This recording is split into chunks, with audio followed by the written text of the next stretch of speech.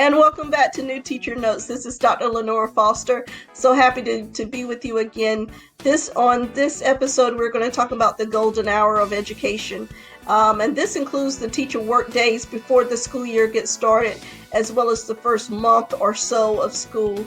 So this is so important for you to be laser focused on what you need to do. First of all, I always tell my teachers who are mentoring to make sure during the summer that go ahead and knock out, all of your doctor's appointments. If your appliances need to be, repaired or what have you, do as much of that during the summer as you possibly can, because you want to be in the classroom as close to 100% of the days in the first 2 months as possible. You do not want to miss any days, especially the first 1 or 2 months, if at all humanly possible. Okay, so you want to take care of those things. Know that there will be plenty of information coming your way. There will be new policies, new programs. You will be informed if you have students who have an IEP, an individualized education plan.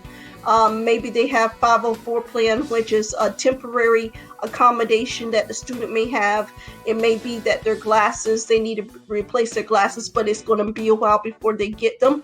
So, for the first 2 or 3 weeks of the school year, at least they need to be in the front row, those type of things. Okay, so you will be getting that information. So you will be pretty overwhelmed, as most all teachers are. Even veteran teachers can sometimes get overwhelmed and say, oh, it's too much. Have to take a step back and count to 10 and say, whoo, woosha, and then come back to it. So the teacher work days, that's boot camp time. So again, make sure that you're resting yourself and you're eating properly. Make sure you're staying on top of your communications. So if they're sending out an email saying, please respond, if they say, fill out this survey, fill out this form, turn it in by a certain time, make sure that you're staying on top of those things. On the flip side of that, even though you may be very efficient in communicating with administration and all of the support staff, at times you have to be very patient in getting a response back when you have a question, when there's something that you need. So for example, your classroom may be short 5 desks. Well, 25 other teachers may also be short desks, or they may have too many desks and they're trying to get rid of some. So it takes the administration, the custodial staff, time to go through and find out who is short, how many desks, who has too many, and redistribute the desks or order more desks from the warehouse or what have you. So communicate, make sure that they are aware, give them a day or two. If you haven't heard anything within 1 or 2 days, then go back and say, listen, I'm following up. I requested this and I didn't hear. But just know that the teacher work week is going to be kind of hectic. So be prepared to be patient and to be flexible. Make sure during this time that you're getting organized. And this is one thing that you will notice as you are going through the beginning of the school year, is that you can be as organized as you possibly can be. And 2 days later, you don't feel so organized.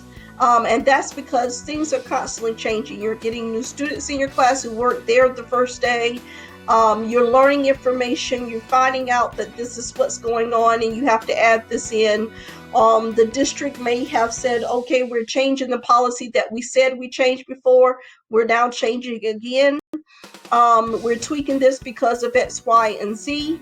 And so you're having to revamp certain things. So just get organized and just every so often, every few days, go back and see, how is this working well for me? Do I need to organize in a different manner? Okay. Also, you need to be very reflective. Do not be hard on yourself. This is the golden hour of education is tough, even on veteran teachers. So give yourself a break. At the end of every day, do a woosha, woo, let it go. Think about what happened, what went well. First of all, start off with the positive. What went well? What do you do and knocked it out of the ballpark? What do you do that was an improvement over yesterday? Pat yourself on the back about that. Okay? And give yourself some time to just marinate in that. Pat yourself on the back and say, at least this went well. Then think about, okay, what needs improvement? What's not working well? And how can I make this better? What can be done? How can I rework this whole thing around? Okay, to make it work for me, to make it work for my students. Okay, so you want to do that. Also, you want to take this time, and this is very important, to expand your village, your support village. So at the beginning, before the school year started, you introduce yourself to the administrative team, to the secretary, to the department chairperson, and to the custodial staff. So you have a good solid footing. However, now's the time, especially during the teacher work days, during the first week or so of school, start communicating and with the teachers in your department, the teachers who are next door to you, across the hall from you. Get to know your colleagues, and as you're getting to know them, you should be able to figure out, okay, this colleague has been here for several years and he or she knows the ropes around here, and they are positive. Make sure you don't want to connect to a negative energy. So make sure that you are connecting with a person who is energetic, a person who is passionate about their career, a person who really wants to do a good job with their teaching, and those persons are going to come out to you. You won't have to hunt for them.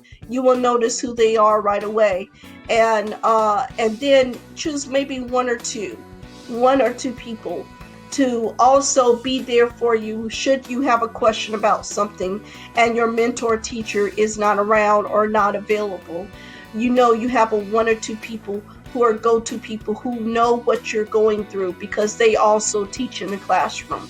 Okay? So also you want to, during this time, it's extremely important. This is going along with classroom management, and I will have an episode just on that. But an important component of classroom management is to build a relationship with the parents. Okay, so try to communicate with the parents within the first month of school. Please make contact. It's a good idea to make contact with as many parents as you possibly can during the first 30 days of school. Do it before anyone gets in trouble. Do it before Sally talks for the third time after you warn her not to talk. Do it before then.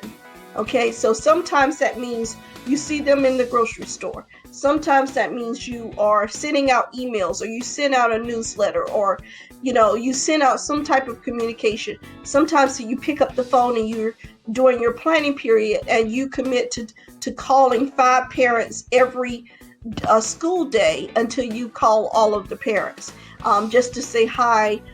This is Mr. or Miss or Doctor or whomever, so and so, and I teach this subject for your child, your student. So make sure you make contact with the parent, and make sure the first one, if at all possible, make sure is positive. So once you start off with that positive communication with the parent. If a need should arise where you need to correct a behavior or get a student back on track, that parent is already in your corner.